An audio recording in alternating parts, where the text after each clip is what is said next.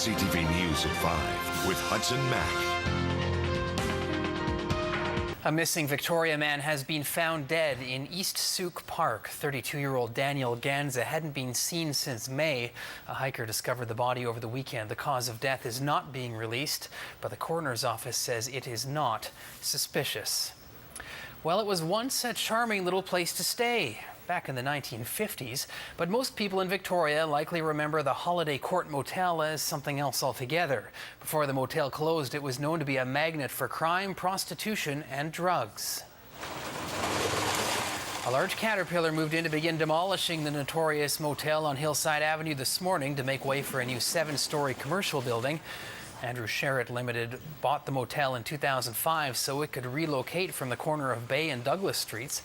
The company, which sells heating and plumbing products to contractors, plans to transform the site and turn it into its headquarters.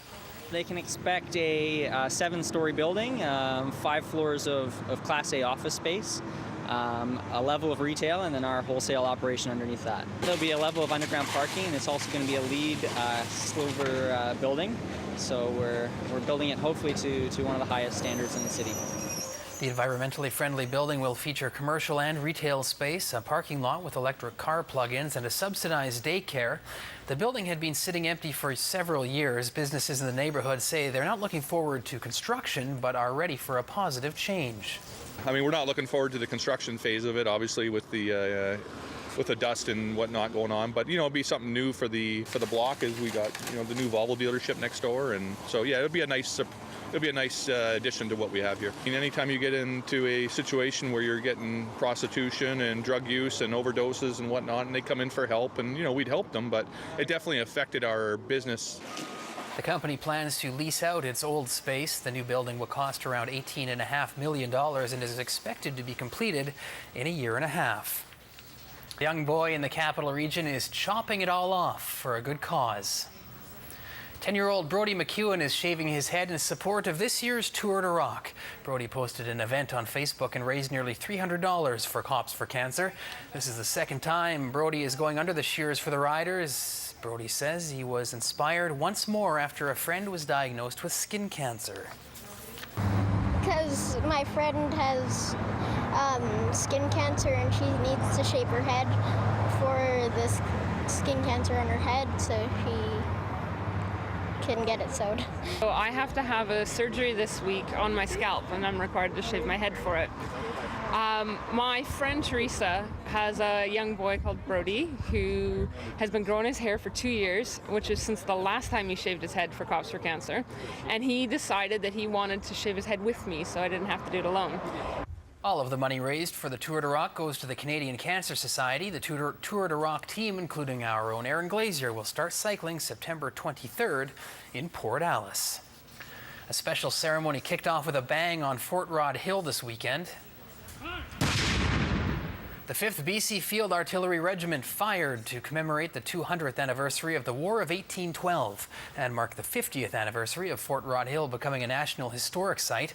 Actors reenacted the war's battles dressed in historic costumes as quilters stitched throws for the wounded Canadian soldiers. Parks Canada says it is trying to preserve the site's memories. Well, a lot of the buildings are the same. I'd like to think they're in good shape now as they were then, but some of them are showing a bit of age from the atmosphere and the years going by. But our job here at Parks Canada is to try and preserve these things for future generations, so that's really what we're trying to do. The military used the Fort Rod Hill site until 1956. 6 years later, it was converted to a National Historic Site. Langford Lake will soon be in the clear thanks to a new aerator that was installed this weekend. The 5,400-kilogram aerator was airlifted into Langford Lake by a large chopper on Sunday. The city is bringing in the new aerator to add oxygen to the lake and help clear up green slime that's been surfacing. Anglers say the algae has been weighing the fish down and they cannot wait to start reeling them in once again. Wonderful, wonderful. I fish this lake almost every day, probably for the last 7 years or so. And in the last 2-3 weeks, you've been catching no rainbow trout lately. They're just so lethargic on the bottom, and it was sad because we thought all these fish were going to be dying unless they got the aerator in here soon. The city of Langford stocks the lake with 10 to 13,000 trout a year and says this is the most used lake in the municipality. The new aerator is expected to last 30 years or more. The engineer says the new system only took him a couple of months to build. It takes the cold water at the bottom of the lake, brings it up through a tube and an airlift pump and adds oxygen, and then it sends the cold water back down to the bottom of the lake, so it maintains the cold water in the lake, and that will keep the oxygen down there, and it'll keep the nutrients in the sediment so that the algal blooms in the lake should decrease. Divers will return to the lake tomorrow to adjust some hoses, and scientists will be checking the oxygen levels this week.